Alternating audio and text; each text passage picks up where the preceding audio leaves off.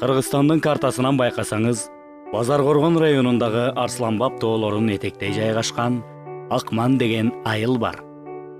1930-жылдары ушул айылда Маматалиев Осмон деген жигит Алима деген кызга үйлөнүп, карапайым мээнетти аркалап, жылкычы болуп жашайт. Саат чыкылдап, күндөр тыкылдап, айлар жылдар шуулдап, ошол Осмон менен Алима бактылуу турмушта жашашып, Акмандын даңкын чыгарган 8 уулду болушат. Биз ошол 8 уулдун 4-сү болгон Бекмамат жөнүндө бүгүн сиздерге сөз учугун улап берели. 100 жыл өмүр сүрүп, бул ааламдан өткөн Осмон карыяны Акман эли дали анын эмгекчилдигин, карагылдык акчарган түздүгүн, ким менен болсо да жапакеч мамилесин жана дайыма калыбынан жазбаган улуу адамгерчилигин унутушпайт. Ал эми анын байбичеси Алима эже жанда жок акылдуу, өмүрү мээнеттен качпаган бактым балдарымда деп жашап, 76 жаш курагында ааламдан өттү. Апам менен атамын бирин-бири сыйлап, бирин-бири заттап бул дүйнөдө бирин-бири барктаган адамдар болгон. Эң чоң агабыз Нурмамат ушу атамын жолун жолдоп, жылкычы болуп, биздин бардыгыбызды ушу окутканга атам менен апам ошол агам себепкер болду. 7 баласы жогорку билимдүү болду. Бир эле институт бүтпөстөн астында 4төн, аркасында 3төн дипломдор болду. Шермамат Осмонов айткандай, Бекмамат бала күнүнөн тырышчаак, аракетчил, сабактарын жалаң бешке окуган окуучу болгон. Бүгүн Акмандагы ал окуган Илич атындагы орто мектеп 1997 жылдан бери Бекмамат Осмоновдун ысмын алып жүрөт. Заңгыраган эки этаж мектептин курулушу толугу менен Бекмамат Осмоновдун колдоосу аркылуу бүткөрүлгөн. Дал ушул мектепте 50 жылдан кем эмес эмгек сиңирген агайлар дале болсо Бекмаматтай окуучусу менен сыймыктанып келишет. Бекмаматтын шунчалык ушула тырышчаактыгы тамамал жерге жарык түшпөстөн туруп алып туруп, бактын ичине кирип алып сабак даярдап калганын көрөсүң. Эртең мен турганда сабак даярдап отурганын көрөсүң. Андан тышкары бул спортко шунчалык машыккан ишкыбоз бала эле. Дайыма сабактарынан жакшы окуп келип, эч качан кечиккен эмес, тартиптүү болчу, адептүү болчу. Анан оозунан келгендин такыр токтотуп кайтарбастан сүйлөй турган өткүр бала болчу. Мына ошол өткүрлүгү кийин деле чоң кызматтарда иштеп жүргөндө деле куд ошол мүнөзү калыптанып калган экен, ошондой болуп келди. 6 жашында мектепке барып, орто мектепте жалаң 5 менен окуган Бекмамат 3 жогорку окуу жайын артыкчылык дипломдор менен аяктаган. 26 жашында Ош областынын Алай районуна караштуу, узундугу 250 километр, туурасы 70-80 чакырым кеңдикти ээлеген Чоң Алай совхозуна директор болуп шайланат. Дал ушул ак чокулуу, аркар кулжа мекендеген Чоң Алайда Бекмамат Осмонов 7 жыл жетекчи болуп иштейт. Теориялык жактан терең билимге ээ болгон Бекмамат жаш экендигине карабастан бат эле эл сүйгөн жетекчиге айланат. Ал элди башкарууда уруучулдук же жердешчилик мамилелерден алыс болуп, ошол эле кезде карапайым эл менен жатык тилде, жөнөкөй мамиледе болууну бат эле өздөштүрөт. Ал кезде азыркы Чоң Алай району бир эле Чоң Алай совхозу болчу, 5 бөлүмдөн турган. Ошол абдан район боюнча чоң совхозго, район эле эмес, область боюнча чоң совхозго Бекмамат Осмонович директор болуп барып калды. Анан таанышып сүйлөшө келсек, экөөбүз тең курбалдаш экенбиз. Анан күндөрдүн биринде мен жумушка келатсам, Неунун кеңсеси менен совхоздун кеңсесинин аралыгы 1 чакырымга деле жетпейт. Анан эки кеңсе тең чоң жолдун боюнда жайгашкан. Жолдун боюнда туруп алып эле Бекмамат өзүнүн адистерине, анан чарбалык баягы жумуш тапшырманы берип, аяк-бияка жөнөтүп жаткан экен. Анан мен токтоп, жолугуп, сүйлөшүп, бу кандай десем, мына башкаруунун демократиялык масы деген ушундай болот экен. Адистерди кеңседе кезек күттүрүп, ал жерде кабыл алып, олтуруунун ордуна мына могул жолдун боюна келип эле ушул жерге машинесин токтотуп, өзүнүн суроо талабы маселелерин чечип ушул жерден түз жылып кетет, өтө чоң убакыт үнөмдөлөт экен деп айтып калды да. Эл менен иштешүүнүн алдыңкы ыкмаларын таба билген, жөнөкөйлүк, карагылдык акчарган калыстык Бекмаматты Бателе Чоң Алай элинин урмат сыйына жеткирген. Буга чейин Чоң Алай совхозу кой кыркым компаниясын 40 күндө бүтүрүп жүрсө, Бекмамат Осмонов бул ишти 2 нөөмөт менен уюштуруп 10-12 күндө бүтүрүүгө жетишкен. Ошол мезгилде өзү да эл менен кошо жашап, күнү түнү башында болгон. Ошондо Чоң Алай совхозунун кирешесинин эсебинен 26 жаштагы директор Бекмамат Осмонов 16 кыз жигиттин үйлөнүү тоюн өткөрүп берет. Социалдык жагдайлардын маанайында бул демилге тоолуу аймактагы элдин турмушунда унутулгус жаңылык болуп калат. Мындай окуя Чоң Алай аймагында биринчи жана акыркы жолу болгонун ошол 16 кыз жигиттин үй бүлөлөрү дайыма эскеришип, бүгүн небере чөбөрө көрүп жашап жатышканын айтып, Бекмамат Осмоновду дале алкап келишет. Чоң Алай совхозунда Бекмаматка чейин ар 100 тубар койдон 67ден козу алса, 1 жылдан кийин совхоз ар 100 тубар койдон 96 козу алат. Ошондо ишинин ийгилигине сүйүнгөн жаш жетекчи Чоң Алайдагы Кызыл Суу дарыясына кийимчен бойдон сууга секирип, суу абалында жаш баладай сүйүнүп үйүнө келгенин жубайы Сажыда бүгүн сыймык менен эскерет.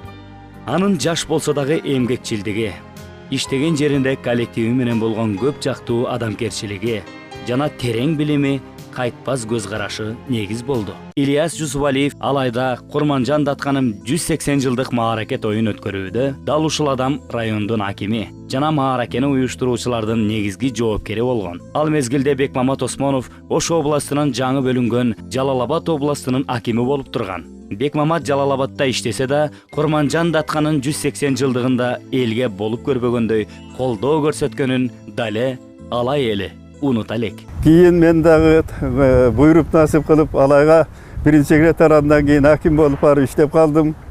Мына Курманжан Датка энебиздин 180 жылдык мааракесин өткөзгөндө бирден бир Бекмамат Осмоновдун ошондо бир жасаган иши, ушул Датка энебиздин мааракесине атайын Жалал-Абадтан бир чоң арабага жакшынакай үйдү жасап келип, элдин баарын таң калтырып турган шаан шөкөт менен Ошко келгенде элдин баардыгы кол чаап, бул Накта Манас атасы болуп келиптир деп 40 боз ат менен Манас атасынын чоролорун ээрчитип келгендей болду эле. Бул чындык. Курманжан Датканын 180 жылдыгына чейин Бекмамат Осмонов Токтогулдун 125 жылдыгын, Аксыда Жеңи Жоктун 130 жылдык мааракелерин өткөрүп, мындай салтанаттар эл турмушуна өзгөчө таасир берген окуя болорун ал жакшы билчү. Бирок буга карабастан президент Аскар Акаевдин чөйрөсү түштүктөн ак боз күлүктөй чыгып келе жаткан Бекмамат Осмонов менен Аскар Акаевдин ортосуна суу бүркүп, аларды бири-бирине жаман көрсөтүүнү максат кылгандар да көп болгон.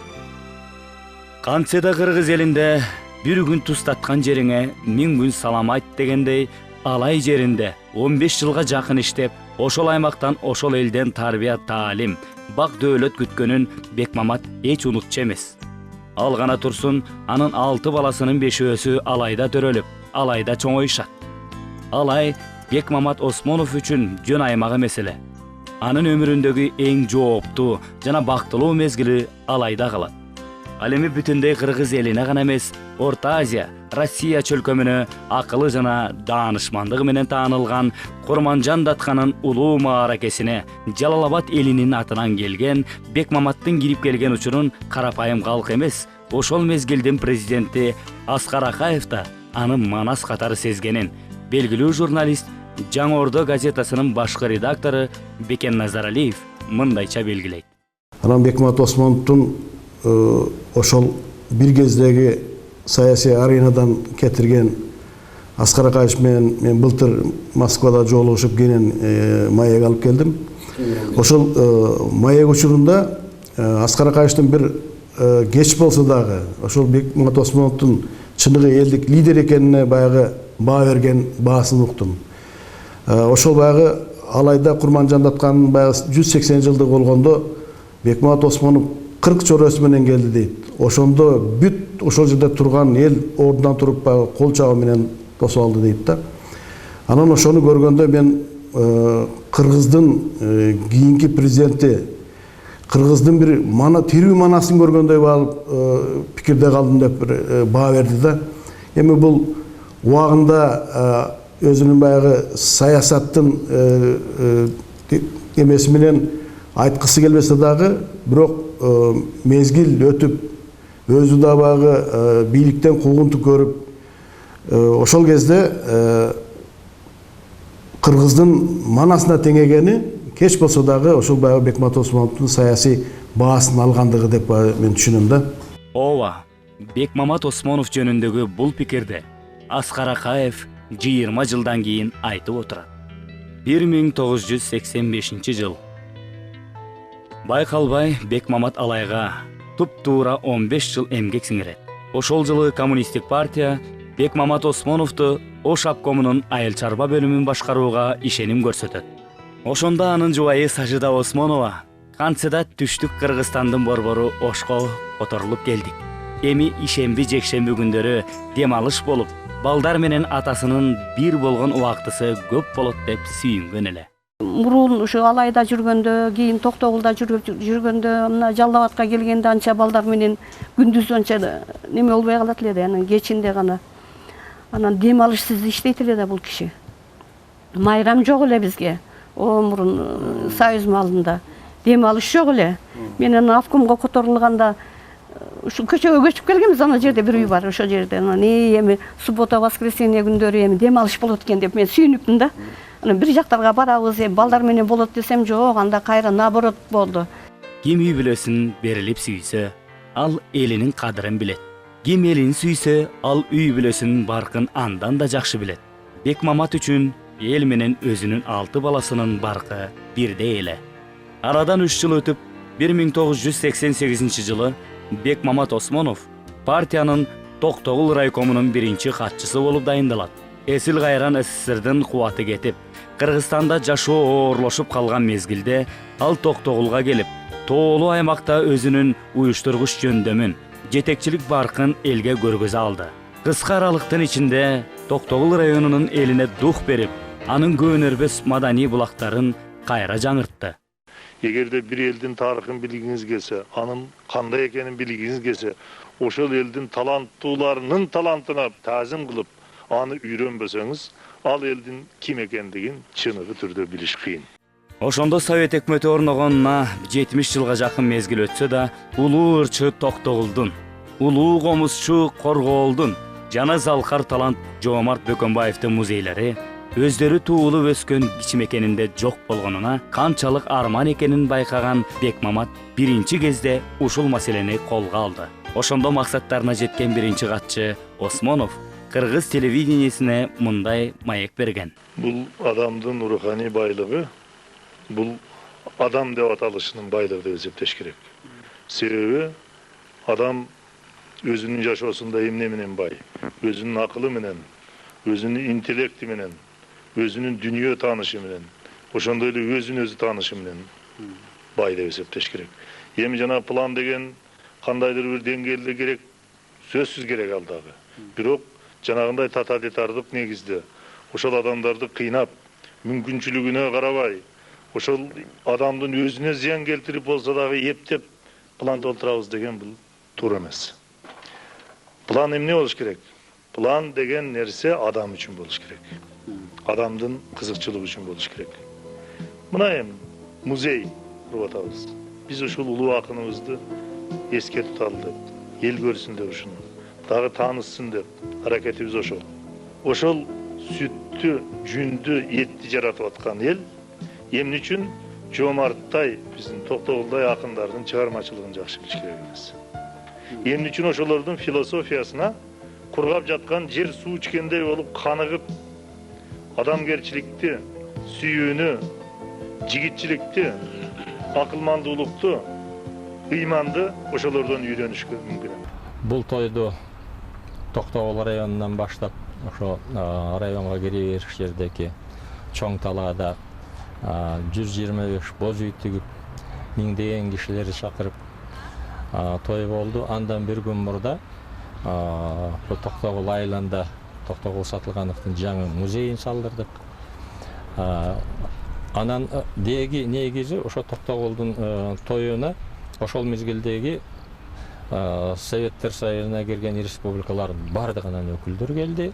Андан башка чет мамлекеттерден, Венгриядан, Финляндиядан жана башка европалык чет мамлекеттерден, ЮНЕСКОдан делегациялар келип, ушунчалык бир дүркүрөгөн чоң той болду. Токтогулдун торколуу тою бул жалаң гана Токтогул эмес.